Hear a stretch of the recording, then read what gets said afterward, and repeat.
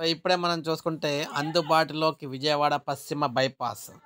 గంటలోపే నగరాన్ని దాటేయొచ్చు. సో, మీరు చూసుకోవచ్చు బైపాస్ ఎట్టకేలకైతే ఏపీ ప్రజలకు మరొక బైపాస్ అయితే వచ్చింది. సంక్రాంతికి విజయవాడ మీదుగా సొంతూరులకు వెళ్ళే ప్రయాణికులకు శుభవార్త అయితే వచ్చింది. హైదరాబాద్ నుంచి ఏలూరు, కాకినాడ, రాజమహేంద్రవరం, విశాఖపట్నం తదితర ప్రాంతాలకు వెళ్ళే వారికి సమయం ఆదా కాబోతుంది. హైదరాబాద్ నుంచి వస్తున్న వాహనాలను మనకి విజయవాడ సమీపంలో నిర్మించిన పశ్చిమ బైపాస్ మీదుగా మళ్లిస్తూ ఉన్నారు. ఇప్పటివరకు వాహనాలు విజయవాడ గుండా నగరం గుండా వెళ్తున్నందున ట్రాఫిక్ రద్దీ వేళల్లో ఒక్కోసారి అయితే 2-3 గంటల సమయం పడుతుంది. ఇకపై ఆ కష్టాలు తీరనున్నాయి.